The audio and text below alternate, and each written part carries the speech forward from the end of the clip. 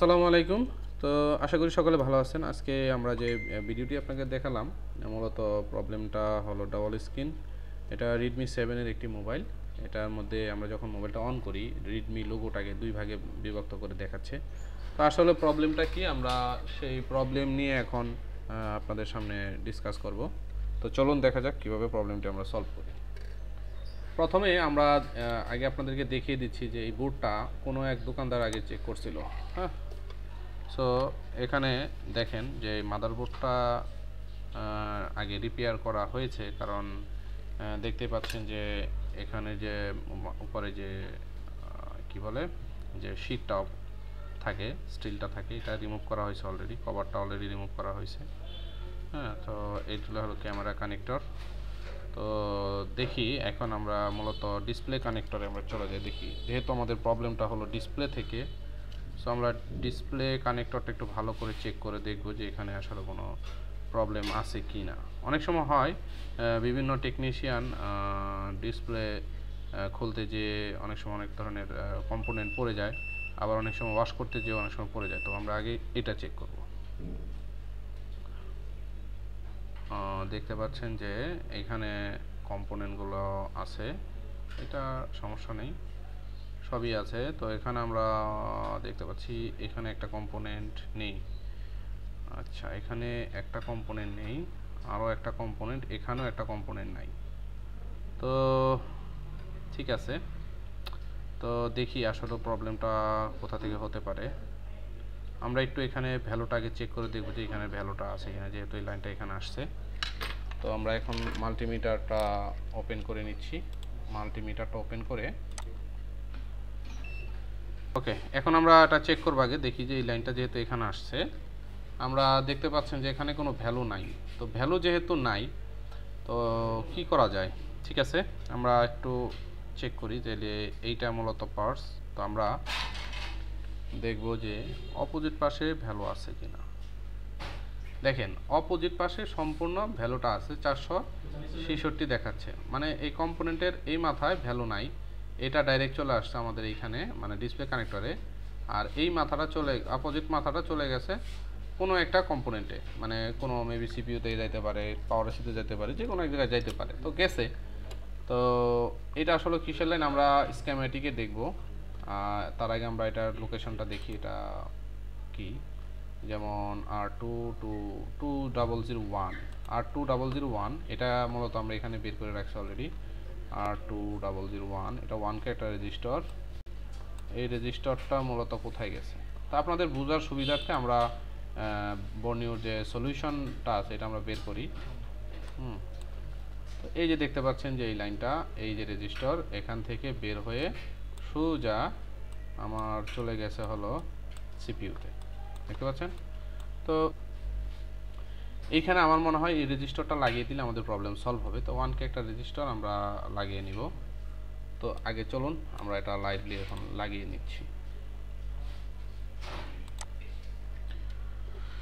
ওকে, যেহেতু এখানে আমার রেজিস্টারটি নাই, তো আগে আমরা রেজিস্টারটি লাগিয়ে দেন আমরা আবার পুনরায় চেক করব যে আমাদের প্রবলেমটা সলভ হয় কিনা।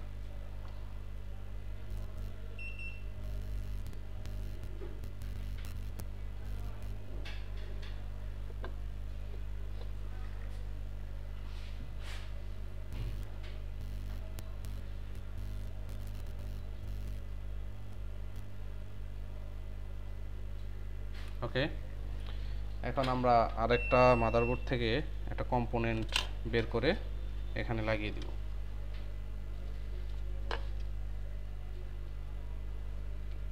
নরমালি এটাই হবে।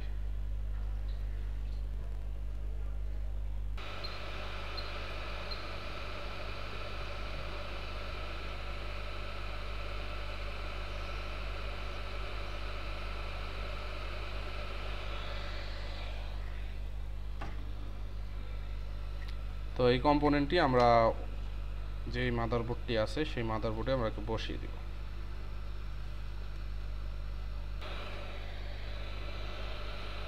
তো চলুন এখন আমরা কম্পোনেন্টটাকে বসিয়ে নিচ্ছি।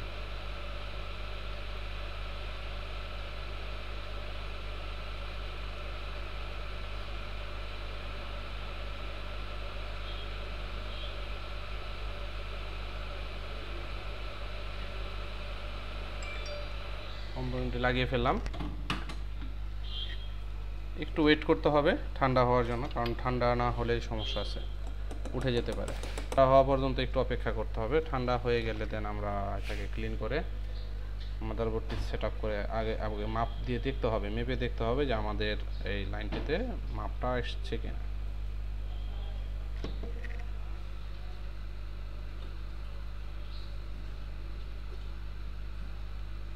ঠিক আছে, লাইনটাতে মানটা ছিল না। ওকে, এই যে লাইনটাকে দেখেন আমাদের ভ্যালু চলে আসছে।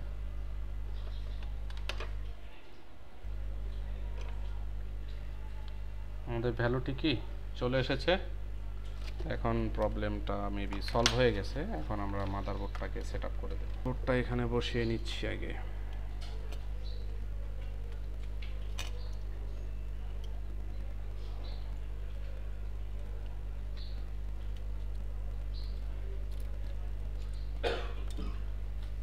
আগে আমরা নরমালি চেক করব।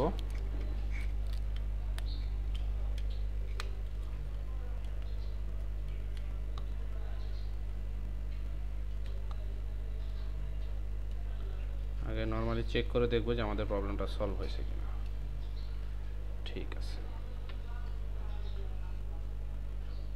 দেখছেন প্রবলেমটি সলভ হয়ে গেছে।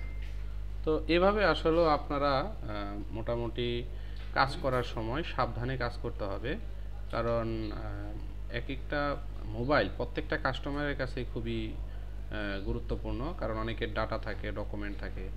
এটা আসলে আমাদের টেকনিশিয়ানদের ভুলের কারণে হয়ে থাকে। তো আপনারা সব সময় চেষ্টা করবেন মোবাইলের যখন কারোর মোবাইলে কাজ করবেন প্রত্যেকটা স্টেপ খুব সাবধানে করতে হবে। এটা এই যে প্রবলেমটা হলো, এটা কম্পোনেন্ট উঠে গেল, এটা যে উঠে গেছে এটা আবার ঠিক জায়গা মতন লাগিয়ে নিতে হবে, আদারওয়াইজ আপনি এ ধরনের প্রবলেমে পড়তে পারেন। তো এই ফোনটা একটা টেকনিশিয়ান আমাদের কাছে পাঠাইছিল, তো টেকনিশিয়ানটা এই সেম ভুলটা করেছিল। তো যাই হোক, তো ভাই যদি ভিডিওটা দেখে থাকেন তাহলে আমি আশা করি আপনি আপনার ভুলটা বুঝতে পারবেন, আর পরবর্তীতে আপনার এই প্রবলেমটি সলভ করতে আপনার খুব সুবিধা হবে। তো যারা আমাদের এই চ্যানেলের সাথে আছেন, যারা চ্যানেলের ভিডিওটি দেখেন, আমাদের চ্যানেলটিতে সাবস্ক্রাইব করবেন আর আমাদের সাথেই থাকবেন। আসসালামু আলাইকুম।